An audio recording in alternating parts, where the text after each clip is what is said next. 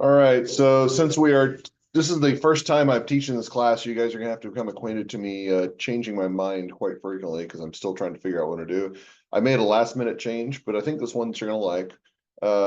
I felt that it was not appropriate to do the quiz at the beginning of class since we're not covering the information. So we're going to actually have our discussion first. Then we're going to go take the quiz, and then we're going to talk about the cases. Okay. I still want to do the cases at the end of class because I want everybody to read all the cases. If we do the cases and then do the quiz at the end of class, then there will not be an incentive to do that. But that's kind of be the case. You will notice if you go to Brightspace, you say the quiz is gone. I've hidden it. It's magic. Okay. But I will unhide it when it's time for us to take the quiz. And that gives me a little bit of control over it. My concern was if I made it like available at 12:45, I'm not sure that that's when we would finish talking about it. So now I can hide it and I can unhide it when I want you guys to take it. And that's going to be, that will be effective. At least I'm assuming right now that you all can't see it. Can you see the quiz? Okay. You're not lying to me because that's fraud. All right. All right. That defeats the purpose. If you could actually see the quiz, then you could be like, oh, we could write down the answers while Dr. Barnes talking about them. We could actually look for them. Says, yeah, that's fraudulent activity right there. It's fraudulent activity.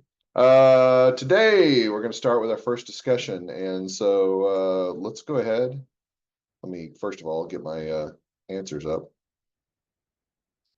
So for those of you who are like, this is a lot of work, Dr. Barnes, we got to put all this together. We got to coordinate this. I write down answers to all these too. Okay. I'm doing the same amount of work as you guys, more because I'm creating the questions, at least some of them. I do have some help. Okay. But we're not going to get into that. Yeah. So today we're going to talk a little bit about occupational fraud. Now, occupational fraud, you should be somewhat familiar with. When we talk about occupational fraud is kind of how we characterize the traditional forms of fraud that we've already looked at. Now, the interesting thing about this particular area of fraud, forensic research is really, really important to understand this is a base nature. What we're going to look at over the next few weeks, we're going to look at fraud schemes and fraud forms that don't necessarily comply to the forms that we're familiar with. They will generally fall into one category of the other of the occupational fraud categories, but the reason they don't really categorize as occupational fraud is kind of twofold. First of all, they don't neatly fit into one scheme as the other. They're not necessarily theft, or they're not necessarily financial statement fraud, but they have common elements of both, or they might have common elements of corruption and common elements of financial statement fraud. Additionally, when we talk about occupational fraud, usually those are organizational frauds that involve an organization. We start talking about the later types of frauds that involve like one-to-one, like individual to individual frauds. It's hard to call those occupational because those don't occur within the course of somebody conducting their occupation. I guess you could make an argument that by definition, if somebody is a fraudster for a living, that's their occupation, but that's not really what we're referring to. So this is more the traditional fraud that we've looked at in other courses. I'm sure you've been deluged by them, all the frauds we're talking about. It's really hard to get away from to discuss this. And I don't know that I'd want to, because I think these are actually pretty meaningful insights into to the nature of fraud that we're familiar with. So as far as what we're going to be going into today, it's going to be somewhat familiar. I don't expect there to be too many questions. One thing I would like you to make a note of is to make sure that we have a pretty strong hold on all the things we talk about today, and so we can cross-apply and cross-reference the information we talk about today to later discussions, because some of those discussions will be a little bit less obvious, a little bit less apparent, because those are going to be things that we haven't talked about before. But let's talk about three categories of occupational fraud. And this was one that was pretty nice, that occupational fraud, there was a report that I gave, and I will kind of clarify something I want everybody to note. For this week's lecture, if you did not have the access to this fraud examiner's manual, you should have been able to get through this without too much difficulty. That's also true for next week. If you don't have access to the fraud examiner's manual, you'll probably be fine. Next week or the week after that, week number 4, if you don't have access to the fraud examiner's manual, you are definitely going to struggle. Now, again, it is not a requirement for this course, but I strongly, strongly recommend it. If you really, really don't want to get access to the fraud examiner's manuals, like I hate Dr. Barnes, I don't want to actually be in the ACFE as a student member. If you're just like that, then go ahead and look forward to week number 4 and see who's in my group with me. I bet that person has access to the fraud examiner's manual. It means I don't have to do it. Okay. If your entire group doesn't have access, then it's going to be a bad time for your group. You're going to have a rough go of it. So I'm just giving you that as advice. I strongly recommend that you do it regardless of your feelings towards me. I hope nobody in the room hates me. You know, that's just hurtful right there. I didn't do anything to you. All right. They're not in the graduate program. Maybe some lingering memories from undergraduate. I get that. Okay. But yeah, regardless of your feelings for me, I do think that I think it's a good idea to have access to that information. But again, this one's pretty straightforward. It's actually referred to occupational fraud. This is a report that the ACCT puts out. I believe it's every 2 years. They don't do it every year, but it talks a little bit about the trends in fraud, and it's very insightful. I didn't go through the entire report, but I thought some of the high-level insights were really interesting. So we're going to start out with a very, very simple and straightforward question, and I'm going to actually cover multiple groups in this. Okay, so we have 3 categories of occupational fraud. I want you to provide a brief definition of each. So I'm going to ask each group for one of these categories of fraud. And we're going to start out with group number 1, which is led by AJ. You get to start this whole experience, AJ. What is one of category of occupational fraud? And please define it for me. One of them is asset misappropriation, and it would be like stealing or misusing company resources. Right. Okay. Stealing. That's an important distinction. So stealing it or misusing company resources. We tend to really just generally characterize asset misappropriation as theft. And when we talk about theft, it's usually of a tangible asset. Now, I want to make sure that I say the word usually, because we're going to look at some frauds where we don't have tangible assets, but they still get misused. And that's becoming increasingly more common in this day and age for obvious reasons. But for the most part, we still categorize asset misappropriation. We think of it as theft for the misuse or the stealing of a tangible asset. It can include multiple different types of assets. We're going to get into a little bit more detail on that a little bit later. All right, that was a good start. I believe group 2, that's John, you're up next. So you got 2 left. Which one would you like to pick? Corruption. Corruption. All right, what is corruption? Fraudulent conduct. Right. Okay. So basically, dishonest conduct or someone in power, usually meant to incentivize some sort of action. We talk about a wrongful act designed to cause an unfair advantage. So it can generally involve the use of a wrongful use of influence to procure a benefit for the actor or another person. And the most important thing we need to note is that if that's going to be a benefit, usually that benefit is contrary to the rights or the position of others. All right. So we're going to talk about the different areas of corruption and what they're defined as. There's a little bit of a distinction that we need to make between these, but it's important to be able to understand the difference. All of those do have a common theme, though, is that they're meant to influence others in certain directions. All right. So that leaves one more. The good news is, Olivia, it's a pretty common one, the one that we should be familiar with. What's the one that's remaining? Financial statement. And what is that? Statement. Right. And so financial statement fraud is when we just have a misrepresentation of financial information in the financial statements. Now, the definition that was given in the fraud examiner's manual is one that I really like, and I want to emphasize this. All right. So the definition that's in the fraud examiner's manual for financial statement fraud actually says the deliberate misrepresentation of the financial condition of the enterprise accomplished through intentional misstatement or omission of amounts and disclosures in the financial statements to deceive financial statement users. Now, if you didn't get all that, if you don't have access to the fraud examiner's manual yet, but if you didn't get all that, let's cover the high points. There needs to be a deliberate misrepresentation. It's not just something that's accidental. That does not be construed as fraud. Remember, we talked about this in auditing. We said that if we're going to have intentional misstatements, that's what's categorized as fraud. Unintentional misstatement is just an accident. So it has to be a deliberate misrepresentation. What is the misrepresentation intended to do? It's intended to be an intentional misstatement, or this clarifies, or omission. It doesn't necessarily have to be the wrongful presentation of information. We could deliberately exclude information that's relevant and important. To that end, I think you could probably say that we could also have wrongful inclusion. That seems less common, though. That kind of more categorized misstatement. But generally speaking, intentional misstatement or omission.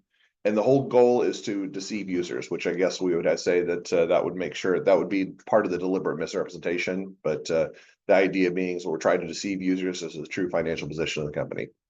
Now, I do think this one's really prominent, considering that everybody in this room is an accountant, and that's going to be something that we have to hold very, very dearly, because part of our job is going to be the recording and presentation of financial statement information. So we have responsibility, a very stern responsibility in this area. I think this is probably the most prominent for our chosen occupation. That being said, all of these can be very, very relevant with respect to the work that we do. All right, so let's talk a little bit about these because there's some interesting delineations here. So according to the report, which category of fraud had the highest representation in percentage of cases? Okay, highest representation in percentage of cases. Colin, like that, I separated you both out, you know, so that you're not in the same group, you know. Just that would be collusion right there if I had Colin and John in the same group. Someday I'm going to give up this joke, but it's going to be well after you guys are gone. Okay, well after you guys are gone. So which category of fraud had the highest representation in percentage cases? What'd you say? Misappropriation assets. What was the percentage? Did you have that marked down? Okay, so let's take a look because it was ridiculous. Okay, all right, it was a ridiculous amount. All right, let's make sure that I identify the right one. So it's right here. 89% of the reported cases of occupational fraud and abuse had misappropriation of assets. All right, and that's by far, it's like over twice as much, well, not quite over twice as much, nearly twice as much as corruption and certainly more than financial statement fraud. That's consistent with what we talked about in auditing, because we really only talked about asset misappropriation and financial statement fraud in auditing, but we said that this was kind of the relationship. It was, I think I said at the time, it was close to a 10-to-1 relationship. This is actually closer to a 20-to-1 relationship with current scenarios. So misappropriation of assets certainly is going to be one. And then which category of fraud had the highest median losses? Sydney, what did your group say on that one? All right, so yeah, so looking back at the information, financial statement fraud, highest median losses of 766,000. All right, so yeah, certainly when we talk about financial statement fraud, it doesn't occur as regularly, but when it does occur, it tends to be orders of magnitude higher than other types of fraud. In the case of corruption, it's about 4 times higher. In case of asset misappropriation, it's a little over 5, about 6 to 7 times higher, depending on which direction you go. All right. So do you think these results are related, and why or why not? So I asked the really easy questions of Colin and Sydney. Jenna, I'm going to throw the really challenging question at you. What did your group say on this particular?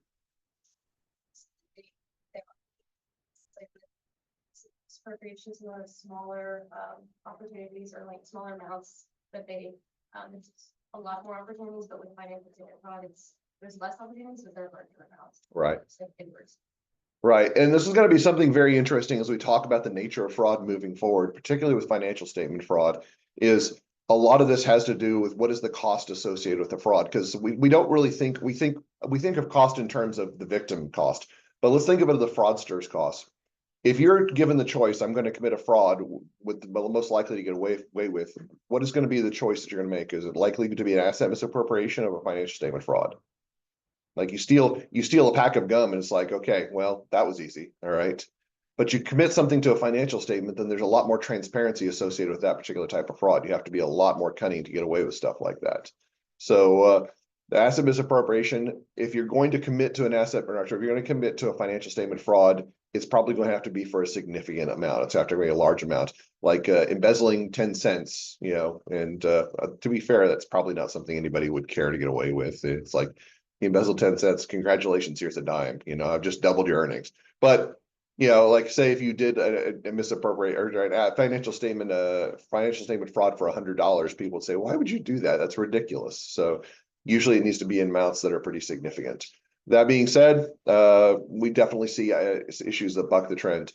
So I think I mentioned this already, but I'm going to mention it again because I just watched it last night. Did I've already mentioned Scam Goddess to the class yet? So Scam Goddess is a podcast. It's Lacey Mosley, I think, was the name of the actress who runs it. They've just turned this into a TV show on Freeform and then on Hulu. And it's going to be an episodic series. Their very first episode of the TV series was Dixon, Illinois. And so you might remember that from auditing. We talked about that. That was actually Rita Crenwell.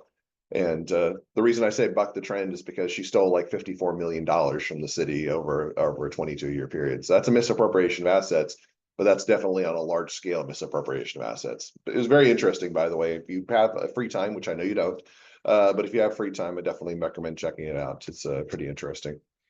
All right. According to the report, past fraud incidents have frequently involved more than one category of fraud. In fact, most reported financial statements frauds have involved misappropriation of assets and/or corruption. Which do you think contributes more to the mingling of fraud schemes, the nature of fraud or the behavior of fraudsters? So now we're kind of working in our way into philosophy of fraud. which is important because we need to have a little bit of understanding here. Because a point right now, as accountants, we've talked about fraud. We've talked about the nature of fraud risk factors. And I said pressure, opportunity, rationalization. We've talked about that to world's end. But we haven't really gone into psychology. And this would be something that if I invited Dr. Wiles in, she could probably speak for an entire class period on the nature of the criminal mind and talk about how that's approached. This is not something that I expect you to be experts in, but I do want to talk a little bit about this as a behavior and nature of fraud itself. So let's go ahead and we'll go into a little bit of detail there. So which do you think contributes more to the mingling of fraud schemes? Do you think it's going to be the nature of fraud or the behavior of fraudsters? And there is no wrong answer for this particular question, but I'm curious what your answer is. So AJ, back to you. What did your group say? I don't know if this is accurate, but I said I think they probably both contribute equally, just because in the sense that you need someone to be like willing to commit the fraud, and then also for the potential for the fraud to occur. So I guess going back to the fraud triangle, but I said equally. Okay, so you said both? Yeah, that's exactly what I said, actually, which is not really that's not very nice. It's just like I say, which one's which? And you say both. Okay.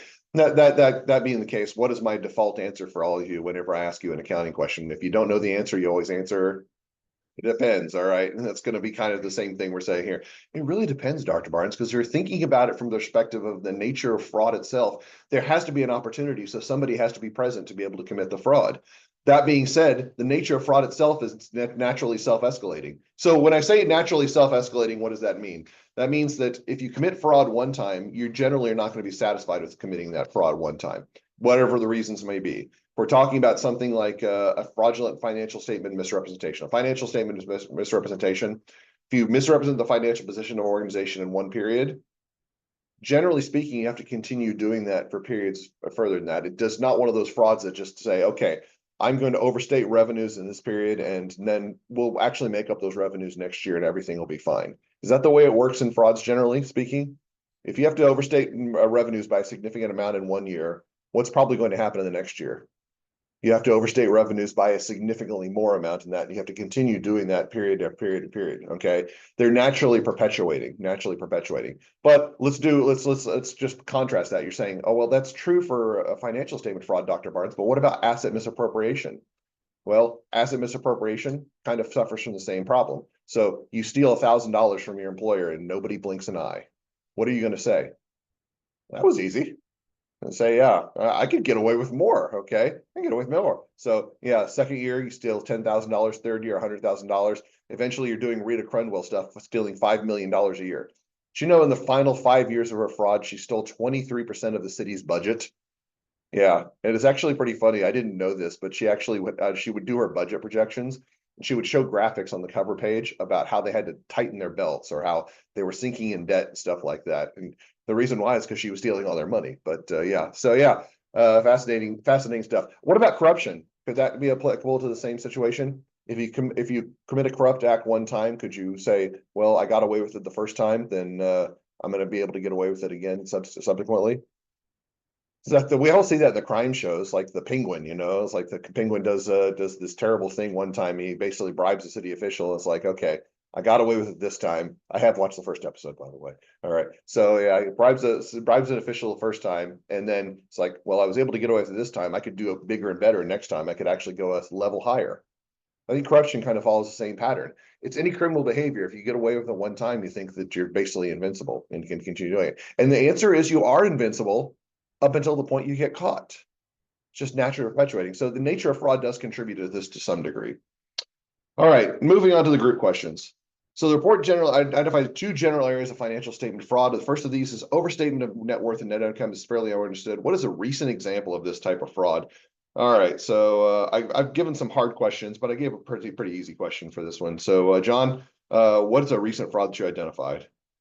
I mean, we had a trouble hard time coming up with one, but we thought was the one that's in our case, which is the Health South case. The auditors and managers overstated their assets by creating new accounts that were under the TI. So okay, so Health South, yeah. I mean, given the history of the world, it's relatively recent, I guess. Yeah, but yeah, it is 20 years old, so there is that. But yeah, it's a recent one. I do have personally a fondness for Health South, which I'm very interested to see what you come up with.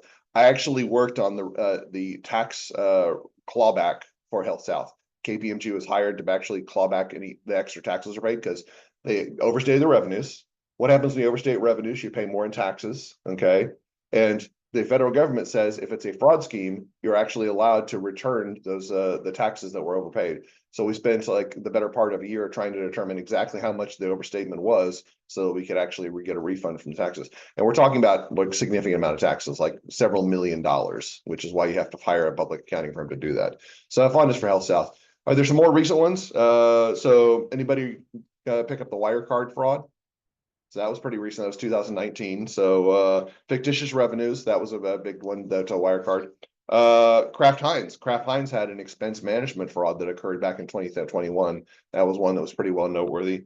I hesitate to mention this one. This one's a personal fond one of mine, but you're going to say, that's not really fraud, Dr. Barnes. That was just mismanagement organization. I'm going to stick with fraud for right now, but if you want to argue with me on this, I encourage you to do so. Okay. What about FTX? Was that a fraud? I think it was a fraud. Okay. I think it was a fraud because basically they were commingling customer funds with company assets. Okay. So think about that. If you go to like Beth, like we'll say Maddie goes to Kyle and say, Kyle, I want you to invest these funds for me. And then she hands him a $20 bill and he puts it in his wallet. How's Maddie going to feel about that? Probably no different than she already feels about Kyle, but still, yeah, he's gonna say, yeah, Kyle, you're committing fraud, and it's like, I don't know why you asked me to invest in the first place. Who do you think I am? Yeah, so that's the case. Yeah, I had to call you out. You're just too satisfied there, Kyle. Sorry. Yeah. Anyway, yeah. So that's what they were doing. Is they were commingling customer funds with company assets, which is certainly problematic. That's just skimming the surface. There's certainly a lot more to that, but yeah, a lot of examples of this type of fraud. But the interesting part is the next question, okay? The next question definitely opens up a few different pathways. So the question that I asked next is secondary financial statement fraud is understatement of net worth or net income, and that's less apparent as to why that's the case. What are some ways this type of fraud could occur, and why might the understatement of organization's performance be construed as fraud, all right? So this one is definitely a challenging question, okay? So I'm gonna go to challenging questions. I'm gonna go to Olivia. So yeah, got the challenging question. What'd your group say on this one? We said that it could be done by booking like more expenses in period that they shouldn't have been in, so that they're paying less taxes. Okay. Certainly tax avoidance is going to be one of those big ones, and that's one of those areas.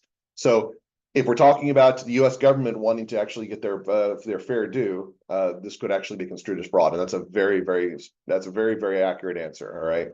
Now, could this be much more meaningful than just tax avoidance? Could we actually consider this like more of like a financial statement effect? Could this be construed as financial statement fraud? So how many of you have learned about earnings management in your finance classes? I know it's like probably going back to undergraduate, say, did they talk about earnings management? And it's been a long time, Dr. Barnes.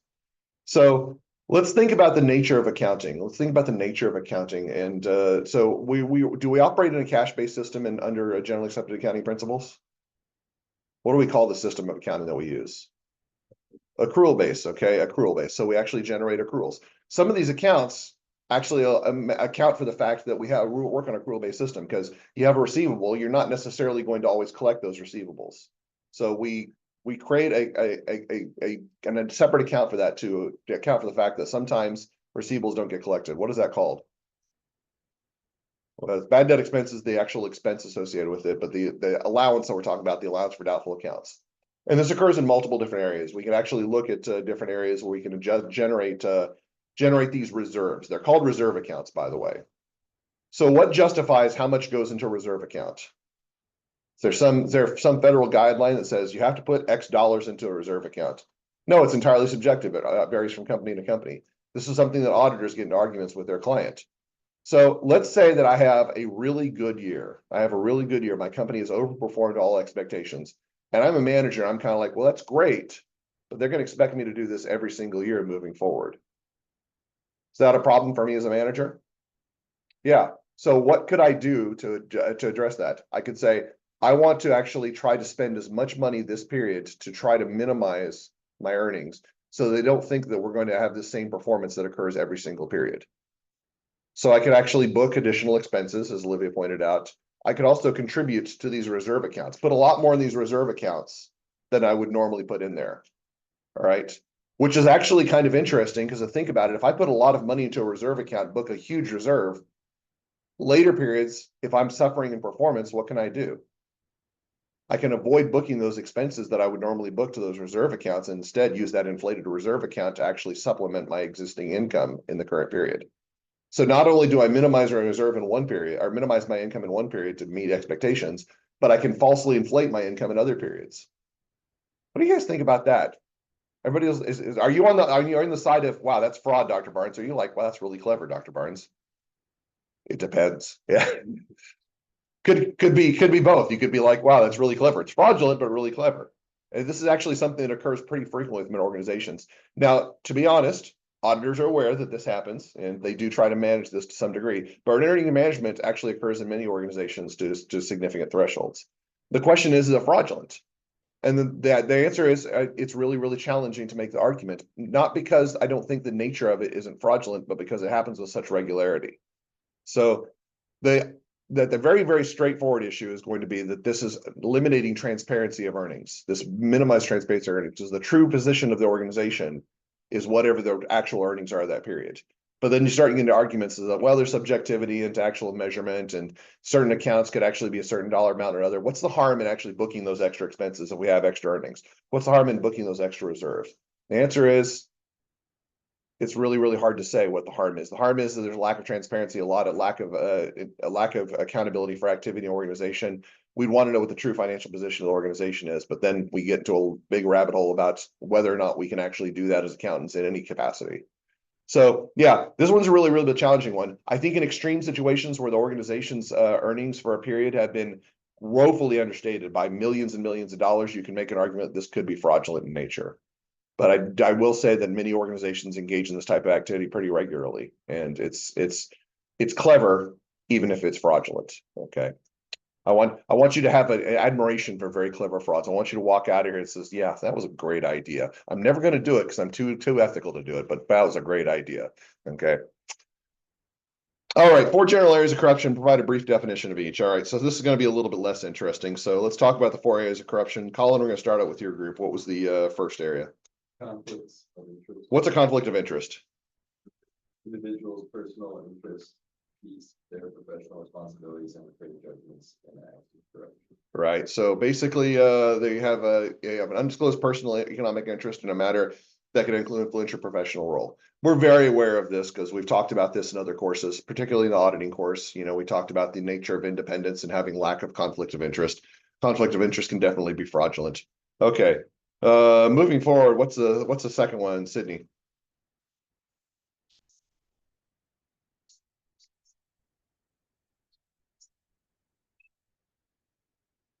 Good. Yeah. So offering, giving, receiving, or receiving or soliciting of corrupt payments. So items of value, procure benefit contrary to the rights of others to influence an act or business decision. Okay.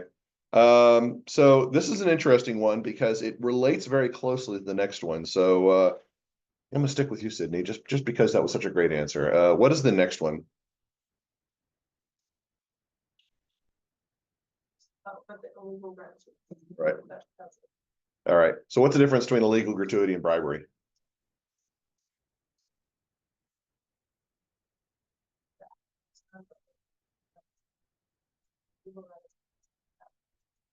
So yeah, as a timing, it's kind of like saying, hey, if you do something, or here's money to incentivize you to do something for me, we consider that to be a bribe. Now, if they do something nice for you and say, thank you for that, here's a pat on the back or a tip. Okay, here's a tip. It's kind of the way you would think of a tip. If you get good service in a restaurant, then you say, all right, I'm gonna reward you for that. That's not considered a bribe or bribe you for that. So I guess that really kind of defeats the purpose of the Jimmy John's app now, because if I'm actually giving the tip before they've actually delivered my sandwich, that's a bribe now, isn't it? At least according to our definitions, the way we're at right now. And, you know, does anybody do that on the apps now when they get delivery service, you tip beforehand? You know, you are bribing your delivery driver. You're bribing your delivery driver. You can tell them that too. It says, yeah, I bribed you to give me good service. Yeah. All right. I'm legitimately curious. We're going way off the rails here, but I'm legitimately curious if like there's transparency in that information whenever you like work at a restaurant, so you can see that there's already a $5 gratuity associated with the delivery. If you're like, oh, I'm taking this one. I don't care if I'm next in line to take this one. I'm going to take this one instead. Yeah. Okay. Yeah. I'm actually kind of spying on Holden over there because I know he's got the Jimmy John connection. Happens all the time. All right, yeah, okay. So yeah, all right. We have now fair warning that it is in fact the form of a bribe. It is the form of a bribe. So if somebody gets actually takes your order in ahead of another one because they want that amount of money. All right. So yeah, some interesting stuff. We got one more. All right, Jenna, what's the fourth one? Economic extortion. Wow, that doesn't sound good at all. What is it? Sounds like blackmail. So it is blackmail? Yeah, it is blackmail. Yeah. It sure sounds like it's monetary harm, but it's blackmail. It's effectively economic blackmail. Yeah. That's how we can there's actually a joke in TV shows when they say blackmail is such a terrible word. I prefer the term extortion, but they're the same thing. Okay. They're basically threatening harm to others by wrongful act or threaten or force of fear. Yeah. All right. So which one do you think provides the highest frequency of occurrence? Jen, I'll stick with you on this one. What did your group say? Conflict of interest, is it probably the easiest to cover up? Yeah, I think conflict of interest is probably the case. Now, that being said, if we're trying to talk about fraudulent conflict of interest, I think conflict of interest is most naturally occurring. It would be easier to but if we're talking about fraudulent occurrence, that may be less so. But for the most part, I think this occurs so frequently that it's really, really hard to avoid. But yeah, I will argue that there may be it may be a different position if we're talking about how this occurs worldwide versus the US. And the only reason for that is that some of these acts that we're talking about here are not construed as illegal if we're talking about outside the United States. So if I said bribery, we think that's a dirty word, Dr. Barnes, dirty word, even though we've concluded that Jimmy John's driver is actually bribed. It's a dirty word, Dr. Barnes. If I said that in another country, would they say that was a dirty word? No, they'd say it's a cost of doing business. Okay. You actually have to provide funds to government officials to get jobs done. All right. Which seems weird given our circumstances, but it's a different way the world operates. So it's context dependent. I think within the United States, conflicts of interest is probably pretty easy. Worldwide, we may have made an argument that bribery takes place, although we'd have to make the argument then it's not necessarily illegal in that context either. All right. Asset misappropriation schemes generally fall into two areas: misappropriation of cash and misappropriation of inventory and other assets. According to the fraud tree chart on page 11, so let's take a look at that real quick. This one here. So according to that chart right there, there are nearly 30 different individual fraud schemes related to cash. What makes cash such an attractive target for fraud? Back to you, AJ. What did your group say on this one? You said that cash is hard to trace and it's the most liquid form of capital. It's also a bearer instrument, so you can just, have possession of it and it's yours. Yeah. So yeah, my answer to this is pretty much along the same lines. I didn't really talk about the difficulty of tracing, but I just said it's a liquid bearer instrument, full stop. And so remember, if it's liquid, it is the most liquid item. The cash is basically what we're trying to get to because cash can be exchanged for any goods or services. But why is being a bearer instrument so important? What does a bearer instrument mean? What was that term? We've heard that term before in other courses, in other courses, but what does it mean? Yeah, the person or entity who owns or who has physical possession of that owns it. Okay, so cash is such an important context for that. Anything that's a bearer instrument just basically relies on possession. Now, it's not to say there's no recourse. If you go rob a bank and the cops find you, say, okay, you got me, put me in jail, but keep in mind, this cash is mine. I possess it now. Okay, there's definitely recourse if you get it illegally, but for the most part, cash as a bearer instrument is going to be one of the big reasons why it's such an attractive fraud target. So within the cash section of the fraud tree, there are three branches: theft of cash on hand, theft of cash receipts, and fraudulent disbursements. Briefly describe each of these branches. So John, what is theft of cash on hand? Physically taking cash is designated position and using it for personal purposes. Right, good. All right. That was great. Let's do theft of cash receipts also. Directing a payment from the company to a specific individual.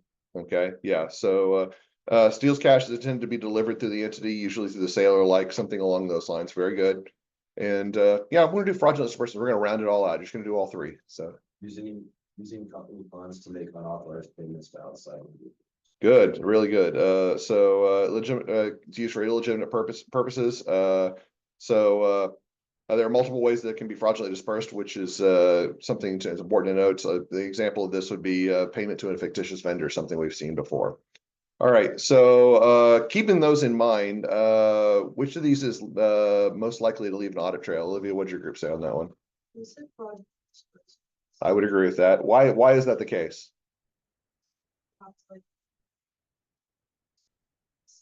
Right, there's actually going to be documentation within the organization that's going to show the disbursement, so it's very, very hard to actually not leave an audit trail in that situation. So if that's the case, which of these is least likely to leave an audit trail? Cash on hand, yes, I would agree with that one too, because if you just steal it from a register, you don't have to have like you have a transaction at Taco Bell and you're the cashier, you actually give the change for the transaction before you close the door, you steal $1, put it in your pocket, okay? That's definitely not leaving a trail, though there probably is some repercussions when they do the count your register at the end of the shift and they say, hey, you're off by $1. It's like, oops, didn't mean to do that. Yeah. Actually, wouldn't admit to that, just like saying, no, I just guess I can't count change really well. Just happens. All right.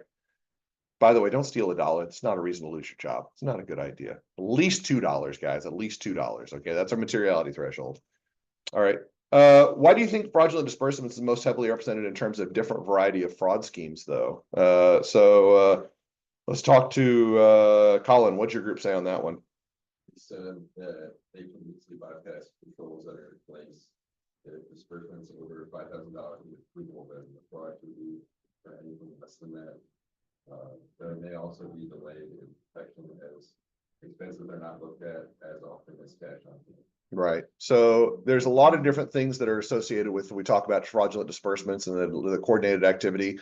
There's a lot of ways that we can actually bypass controls, and a lot of different mechanisms that can be used to make disbursements. Multiple ways that cash can be dispersed. And so that's again the reason why it leaves an audit trail. It's also the reason why we see so many different varieties of fraud schemes in this area. All right.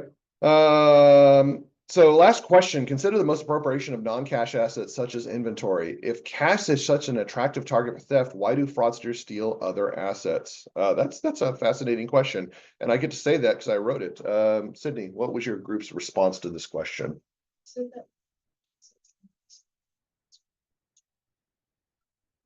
Exactly. So I think organizations already know that cash is a liquid bearer instrument, so they're going to put strong controls around it. That's not necessarily true for other assets. All right. Do you think this organizations may take the security of non-cash assets less seriously than they do for cash? Since we're almost at group 6, we'll just wrap up with Jenna. What does your group say on this one? I said yes, because like non-cash assets are likely to be overlooked, so controls make it less. So here's an interesting question. If we're talking about security surrounding non-cash assets, which do you think are going to have more security? Really large assets or really small assets? This is just a general question for everybody. It's not part of the questions here, but which do you guys think? I would say smaller assets simply because those are probably likely to be more liquid, but also more susceptible to theft. Okay. If you think about it, if you're a company, I think I've used the example already, I'll use it again. If you're a company that produces gum, if you got somebody who wants to steal a pack of gum, that's pretty easy to put in a pocket and get away with. All right. It's a little bit harder if your company is like Boeing and stealing airs, like builds a luxury aircraft. All right. It's like, okay, I'm going to steal an airplane and sell that on the open market. Not only is that very difficult to handle, but it also leaves a very large audit trail. I don't care what the movies tell you about how to steal massive assets and sell them to Russian mobsters, whatever the movies tell you. That's just generally not going to be successful. Even if we're talking about large assets, usually they have to be broken down into smaller components to be sold. Like one example is that we're not going to steal entire printers or entire copy machines, but we might steal components like printer ink. Okay. Might be an example of that, as we actually break down what are going to be the most liquid parts of a particular asset. All right. I think that's pretty good. Any questions, any issues that we think we covered? Was that thorough enough? Was that thorough in detail? All right. Do we feel that we're ready for a quiz on this particular topic area? All right. Well, if that's the case, let's go ahead and do it. All right.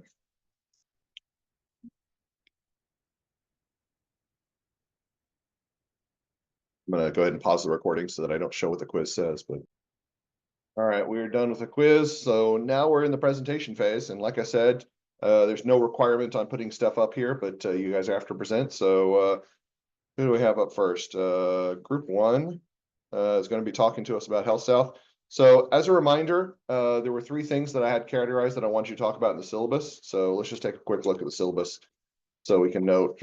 I hate this mouse. Let me take a look and make sure we know what we're looking for here. So in the presentations, so summary of the case and the key parties, identification of the fraud, relative fraud risk factors, and primary lessons learned from the case. So what I'm going to do right now, I'm going to vary this up a little bit over the course of the semester, but for right now, today, group one, you're going to be presenting on the summary of the case and the key parties. And then group two, you're going to talk about the identification of the fraud risk factors and the primary lessons learned from the case. Okay. So group one, you're up. Yeah, come up. It's a presentation.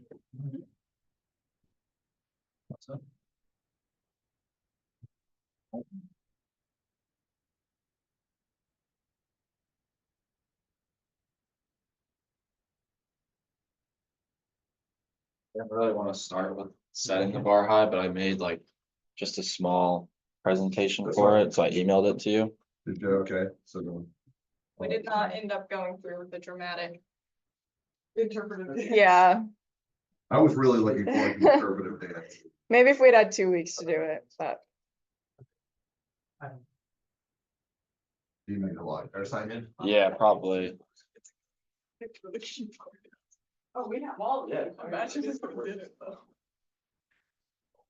I'm a fan. I'm a fan of setting the bar very high because that's going to make everybody else want to do something. It's really not that I good. think That's it's just. beautiful.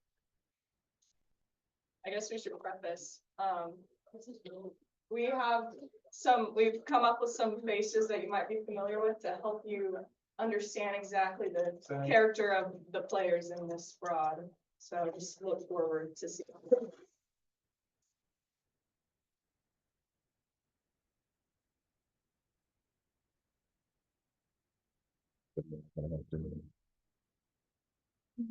There was not a creative process. Right. We can come up with a preface before we I just saw this business. all the people need a name.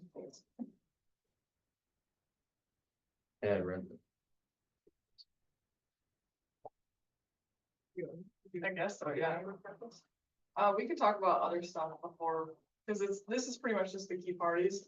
So, I would say they set up the case that it was in like a time period where there was like a lack of gap rules, restrictions, and everything. And so, the whole screen. And so that led to more opportunity for fraudsters to take advantage of the system.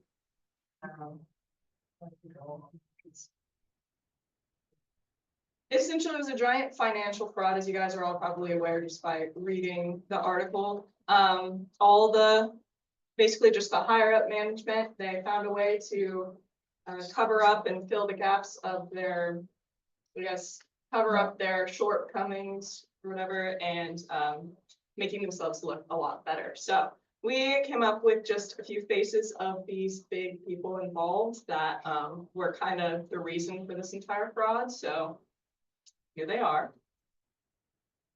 There was a lot of people involved, so I figured it'd just be easier if you like saw them, but it's like in order of their rank. So there's like a CEO, screw sheet, and then there was an old CFO, a new CFO. This guy, the VP controller, is a bad guy, and then the assistant controller, and then the bookkeeper. So if we go through it, we kind of talk about what they did really quick. So this guy, he's an honest guy. He found out, he found out what happened. So Vines was basically, he was, again, just a bookkeeper. He figured out that whatever they were doing wasn't right, and he was like, uh-oh. But he wasn't perfect either.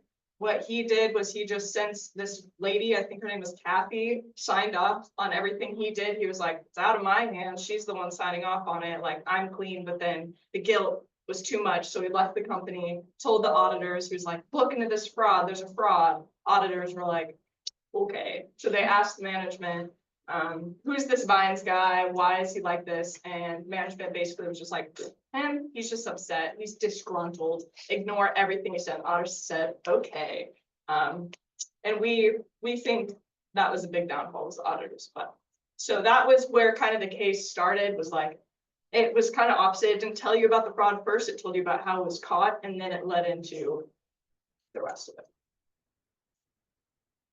Yeah, so this guy, live say, he was the assistant controller, and what the fraud was doing, he essentially, in the article, it talked about his homework every night was to go home and figure out what the certain amount of money was to be misappropriated, I guess.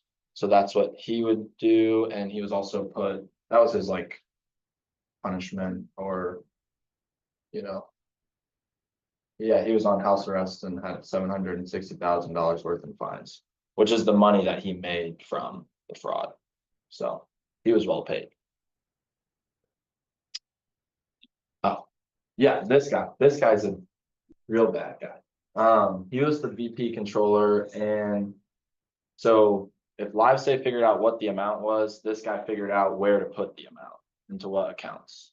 And then, yeah, he got the most jail time. He got 8 years in prison. And His then first a lot name was more. Hannibal, which is why that's a picture of Hannibal Lecter. Oh, okay, Um, makes sense. I kind of feel for this guy, not totally. I mean, he was a fraudster, but he felt a lot of guilt after doing it. So he was like, I'm gonna go to another branch of this company and, you know, clean my hands, and then we'll get into it. The big bad guy, he basically forced him to continue fraud in the other sector. So obviously he got the worst sentence, which I think maybe is not right. More than the ringleader, so. And paid the most. He's a sleaze. I don't like that bit of Crumpler. He really doesn't like Crumpler. I kind of was feeling for Crumpler, but So this is Beam. This was their original CFO. He was not the guy who made Crumpler to continue doing the fraud. that was Big Bad Wolf. Okay. So he like kind of just fell into this, like they started doing the fraud and then he kind of just like figured out about it. And yeah, so he got, I guess, no jail time, just fines. Did he leave the company or was he? Well, Big Bad Wolf guy, again, who we'll talk about, he pressured this guy into just doing it, which is why he eventually left. But he was just under a lot of pressure. Not saying it was right, but. And then this guy, new CFO, continued the fraud. He was an absolute sleazeball. Which leads us to. This is the ringleader. This is the CEO, Scrushy. Real bad guy, got 6 years in prison and had a bunch of fines. So He basically was the overseer of everything. He pressured people. He knew what was going on. And he ended up still not getting the worst sentence, which I think is interesting. And also his real picture in real life, it's horrifying. This one's a lot better. yeah, those are the key parts. Group two, we get to expand upon that. The bar's been set high.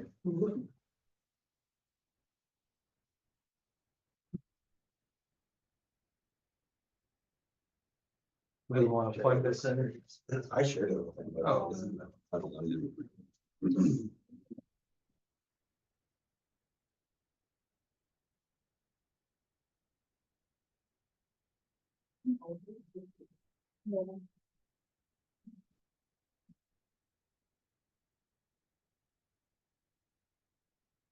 You can start with the overview for. What parts were we supposed to go over again? So you need to cover the fraud risk factors and the primary lessons learned. Respect. I'm gonna start right here though. Okay, go ahead. So as a financial statement fraud, as we all know, it was estimated that 3.8 to 4.6 billion overstatement over several years. Basically just reviewed the quarterly financial statements and then compared them to investor expectations and were told to go fix it and make it right. So that's kind of some of the pressure that fell onto them at the beginning. And yeah, there's used a bunch of false entries to inflate revenue and overstate assets and understate liabilities.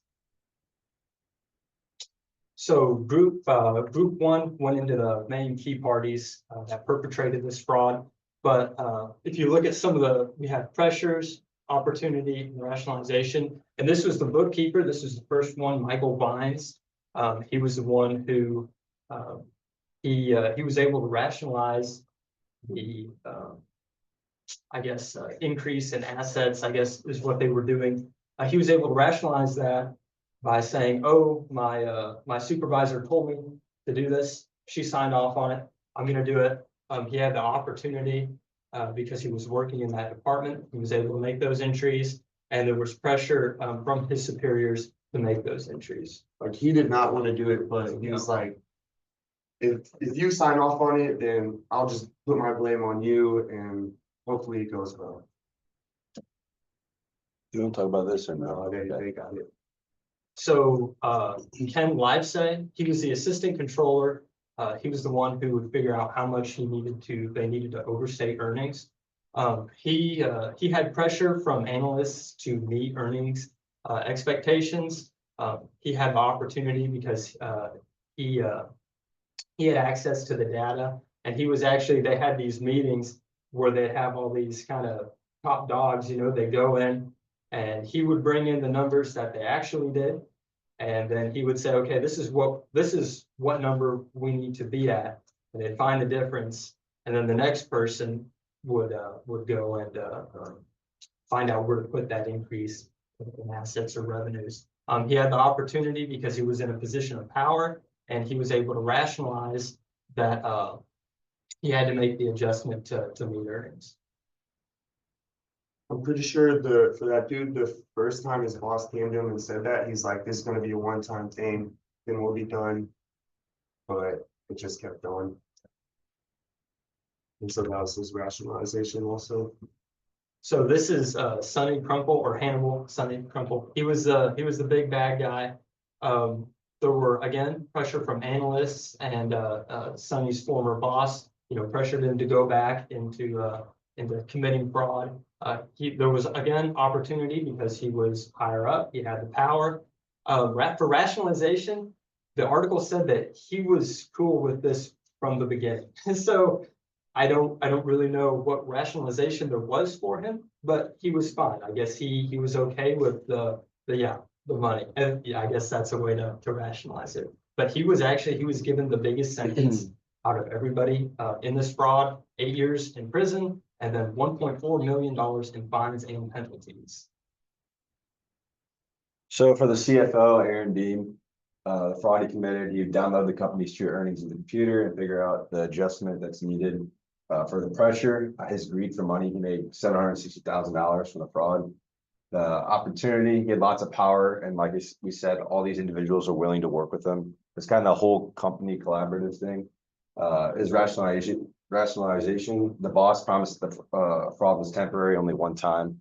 Obviously, it continued more than one time.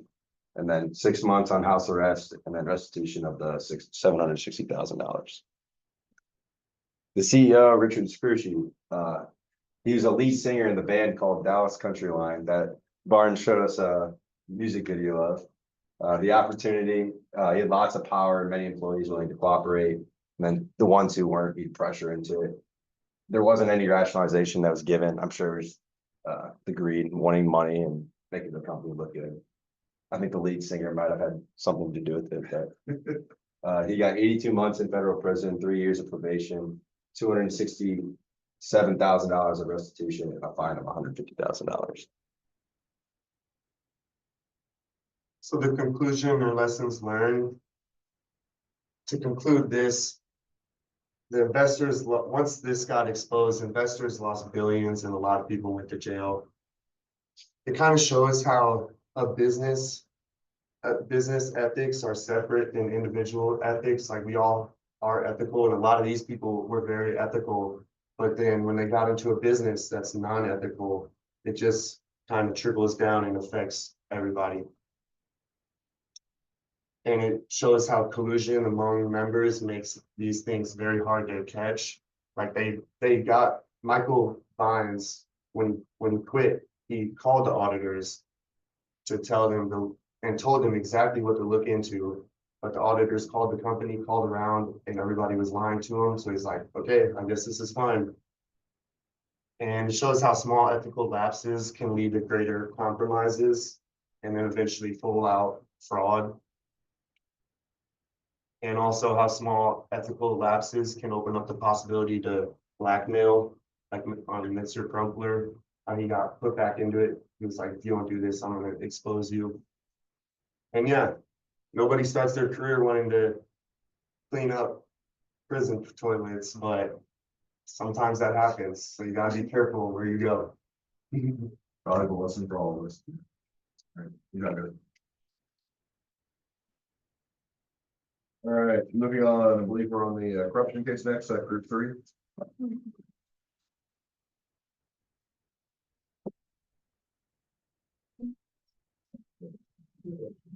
So we should be doing primary parties. Summary of the case. Yes. Oh. Wait, you'll download it. Do I download it or? I think you can, yeah, you can. I don't know where people pull that.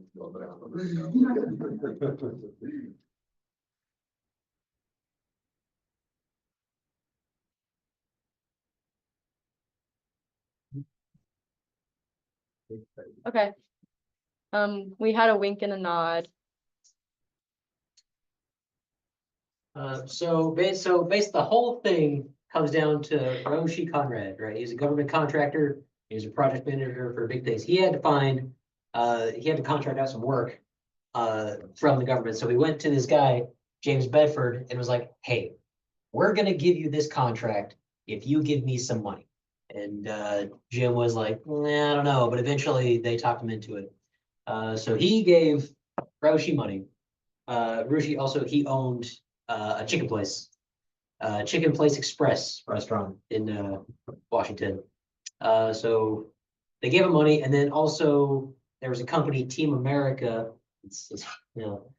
Team America Incorporated was also James was part of that in a tangential way. It wasn't clear he was part of it, to me at least. Team America did some work for Roshi's personal residence. Yeah, they paid the contractors for home renovations for the personal residence. Team America paid the chicken restaurant $208,000 for support services, but that money was just going to Roshi. So that's how they were moving the money around, through the chicken restaurant. And so this is kind of how it went out. So you can see their photos, and this is the gist of the conversation of how it all started. So Conrad was like, you can have this government contract. Also, I need a loan. And then he was like, no, like you can't have the loan. He was like, no, it's actually an investment in my chicken company. And it was said that later they admitted that like they both knew it was a bribe, but they never like said the word bribe or anything. And then that guy was just there. And then, so this is as it was going on, like the work that they were supposed to be doing for the government was like horrible. They didn't know what they were doing.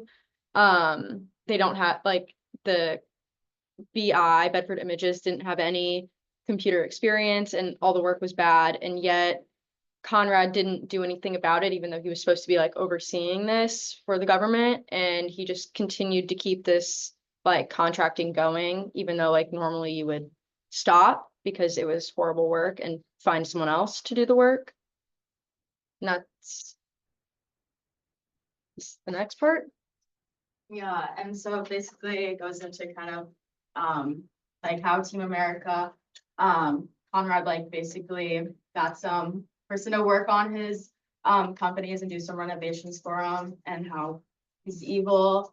And basically it just further like emphasizes that Team America just gave them money for like support services.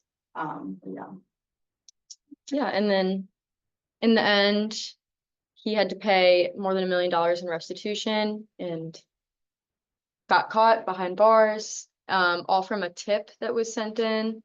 So, yeah. So one of you want to do the evil laugh before we're done? All right. Good. Nice little giggle. For progress factors and lessons.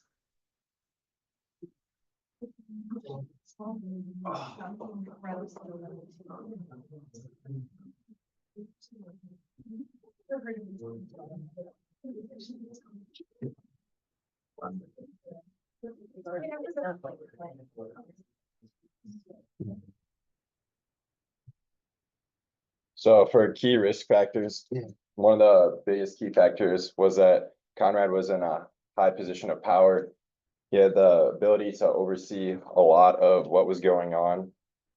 There was also related parties and conflict of interest involved. Bertram was, I believe, his like father-in-law. Yeah, brother's father-in-law. So obviously some sort of conflict of interest with working with other companies and giving that company the job to work for the government.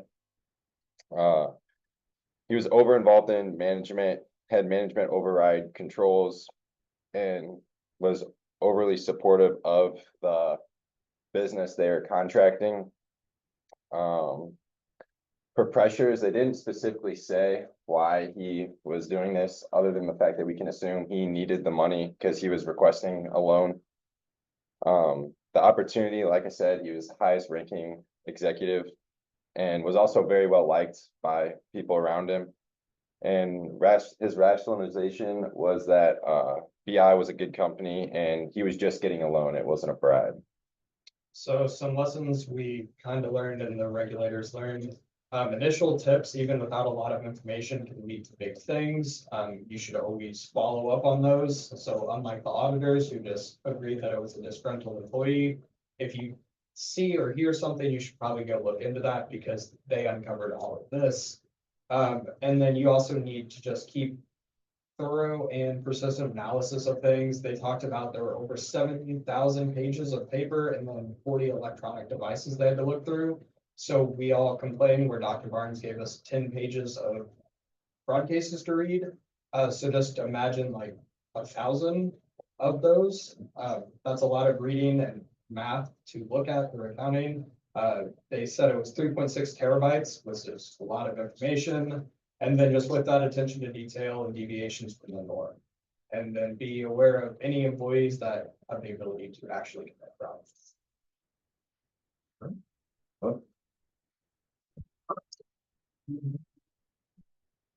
All right, to wrap up some printer ink.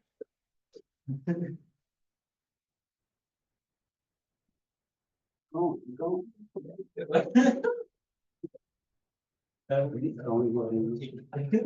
There's two, so we can do that. I think we'll just go through all of it, so that it can be done. So ours was fraud committed by Jennifer McCain Bray. And it was in Las Vegas. She worked at the Valley Water District. And she started at the company in 2001, and then she was promoted in 2007 to a purchasing analyst. And it's interesting to note because she had a salary of almost 100K, so like a motive, like she was being compensated well, but anyway, she still decided to commit fraud within this position. And so the way she did that is she created a like fake vendor who would then, she would purchase printer cartridges and then have them shipped to the office, and then she would ship those off to this fake company who would then sell them, and then they would pay her via PayPal. And so that was kind of her scheme, and the reason it got caught was because an employee saw her with a package or saw a package that was addressed to some vendor that they were like, this isn't right, and so there were some questions let in, and so she did that for almost 8 years, which totaled up to 6.7 million in toner ink. And then interesting enough, like the amount of money that she received, she did not pay 2.3 million, and she had 2.3 in taxable income that she did not report. So she made a lot of money over those 8 years, but and she spent it on like trips, buying things for people, renovating her home, and then you can go into. So I want to talk about the pressure, opportunity, whatever, professionalization. No, you don't need to do that, because we're gonna have another group. I guess I don't know what else I'll talk about. I don't know, the asset, misappropriate case, and then they overstated to purchase more than they needed. And also, it was not, I guess, I don't know if I can say it was not caught by the auditors, so it had to be reported from one of the employees. And that's all I got. Yeah, I mean, I was gonna say that, that like, because of the, shipment that came in with like the suspect address, that was pretty much like what tipped them off to like, investigate her. All right, good job.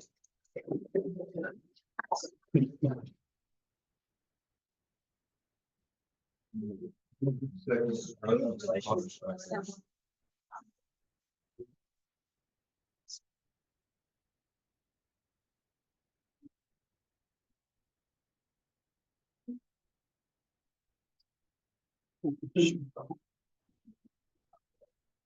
Okay, fraud risk factors. Fraud triangle elements, pressure, it didn't, obviously she made $100,000, but $7 million is a lot more than that. So she wanted to make house renovations, give gifts, make more money, all those types of things. That's the biggest pressure. Opportunity, there was lack of segregation of duties. Even after promotion, she was able to oversee the purchasing and had access to the inventory. And then she rationalized this by knowing that she can get away with it for 8 years, and a fake vendor was the reason that she got caught, so. Lessons. So some of the lessons we talked about is that non-cash assets occasionally, especially in this case, sometimes have a lot higher of a value, especially if they're small, like ink cartridges, and they're easy to kind of take. So there should be more safeguards over assets like inventory, even if just office supplies.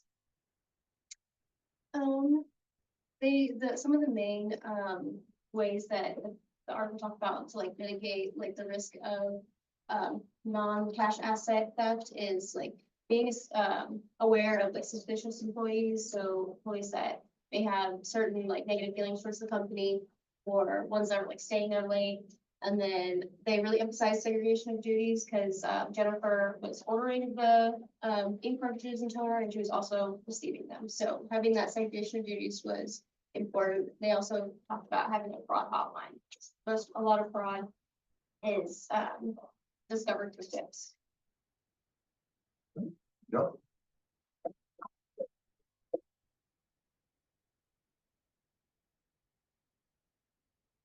So overall, well done. I know that was a little bit awkward for some of the things.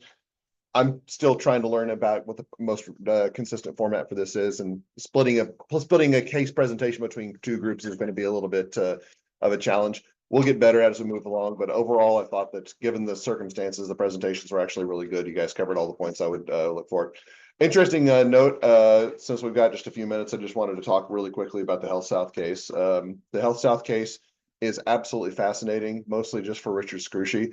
I was trying to find, there was actually an episode of American Greed. It's called Hazardous Healthcare, I believe it was called, about Health South, but it really focused on Richard Scrushy. And I showed one of the groups video from Dallas County Line. Honk if you love to honky tonk is the name of the song. And it's fascinating. It's actually, you can find the video on YouTube, and a lot of people are just talking about that. Interesting story I did not tell. So one of the reasons that Richard Scrushy was able to get away with a lighter sentence, so he actually paid very heavy civil penalties, but in criminal penalties, for the most part, he actually did not suffer many criminal penalties from the Health South financial crisis. Criminal penalties were actually avoided. He did have some criminal penalties subsequently to misrepresentation, and that's where the 6 years he was in prison. But he kind of got off scot-free, and one of the big reasons for that is immediately after the case went to trial, or not the case went to trial, immediately before the case went to trial, he and his wife actually opened a televangelist group, and they started doing televangelical work on TV. And they started donating to a lot of the churches that were in the Birmingham area, like a ton of the churches. And of course, the idea is that these were the people who were going to comprise the jury for this Health South case. And a lot of people were just like, this is a man of God. He can't do anything wrong. It'll be fine. The jury set him free. They was a hung jury. They couldn't actually come up with a consensus, so he got away with it. So we're not going to always have that amount of drama. Health South's a unique one, but there's some very interesting incidents where you can come up with and kind of talk about some of the fascinating things that happen in cases. We'll try to keep an eye out for some interesting cases. I will say that it's not always going to be this linear path that we're going to be following. We're going to do some interesting and different stuff with the format for the presentations. For the first few weeks, we'll probably be following this format, so we'll get more acclimated to it, but we'll do some more fun stuff. I'm still trying to work out the details, how I want to do this, but overall, really well done. And hopefully you got something out of it too. If nothing else, you learned how you can actually steal printer ink and get away with it. So yeah, or not get away with it, one of the two. Have a good rest of the week. See you all on Tuesday.